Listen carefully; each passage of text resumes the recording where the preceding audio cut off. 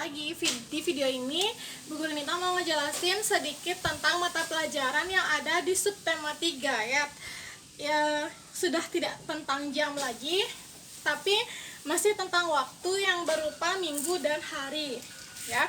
Jadi sekarang yaitu yang materi pertama itu kesetaraan waktu dalam minggu dan hari. Yang harus kalian ingat adalah satu minggu itu ada 7 hari. Kenapa harus 7 hari sih? Ya karena memang ada 7 hari. Kalian tahu kan nama-nama hari? Jangan sampai sudah kelas 2 kalian nggak tahu nama-nama hari ya. Kita mulai dari yang pertama. Itu ada namanya hari Senin. Terus yang kedua Selasa. Yang ketiga Rabu, Kamis, ada Jumat, ada Sabtu, dan yang terakhir ada Minggu. Hari yang paling kalian tunggu-tunggu yaitu hari Minggu ya. Nah, ini jadi ini itu sama dengan satu minggu.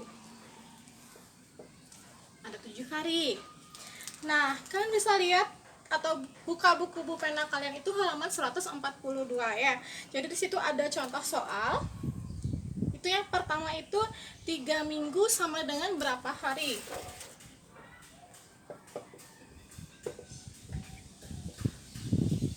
Tiga minggu sama dengan titik-titik hari. Nah, kalau di sini satu minggu itu 7 hari.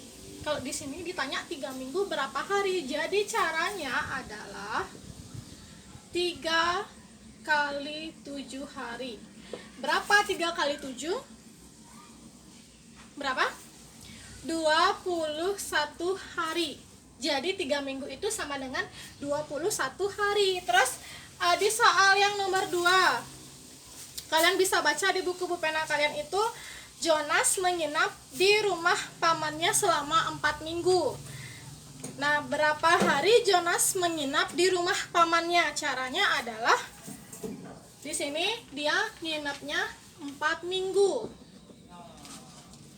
Itu sama dengan berapa hari? Masih sama seperti yang tadi, jadi 4 dikali 7 hari. Berapa?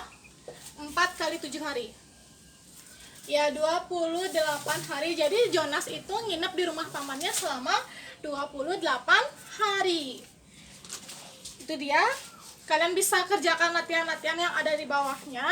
Terus materi berikutnya adalah mengubah satuan hari menjadi minggu. Mengubah satuan hari menjadi minggu. Jadi kalau yang tadi itu ditanya satu minggu itu berapa hari, sekian minggu itu berapa hari. Kalau yang sekarang itu sekian hari itu berapa minggu. Mengubah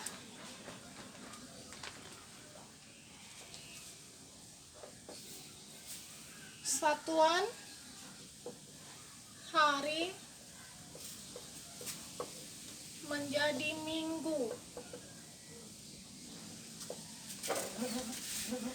Nah, masih kalian yang harus kalian ingat itu adalah satu minggu sama dengan 7 hari. Itu saja yang harus kalian ingat terus ya.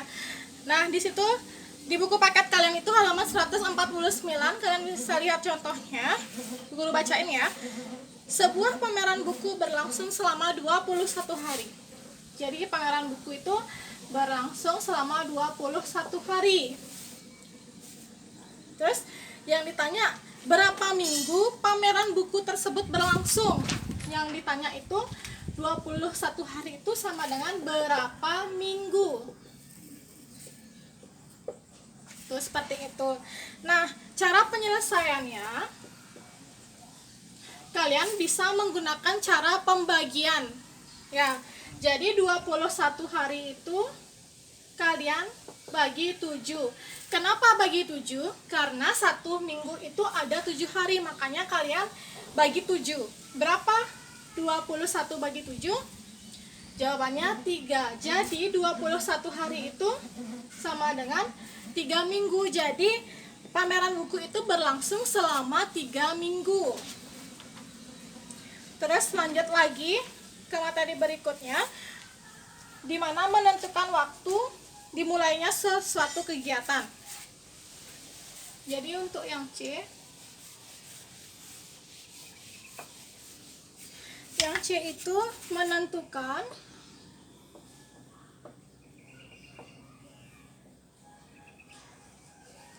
waktu dimulainya suatu kegiatan.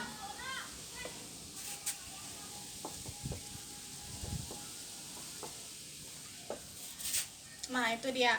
Jadi kalian bisa baca juga ya di buku pena kalian halaman 152.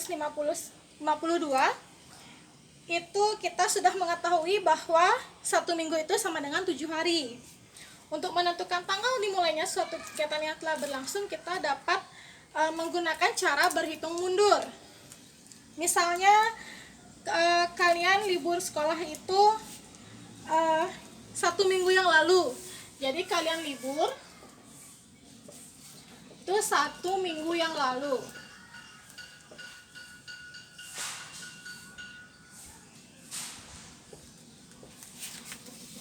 Nah, misalnya di sini Bu Guru juga punya kalender ya. Kalian bisa lihat. Mana ya?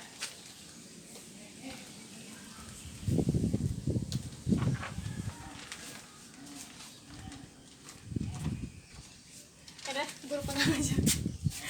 Nah, di sini misalnya kalau kalian itu liburnya 1 minggu yang lalu itu dimulai sekarang tanggal 13 misalnya. Sekarang tanggal 13. Berarti kan ada di sini tanggal 13 April 2020. Terus kalian itu sudah libur 1 minggu yang lalu. Jadi kalian bisa hitung mundur selama 7 hari.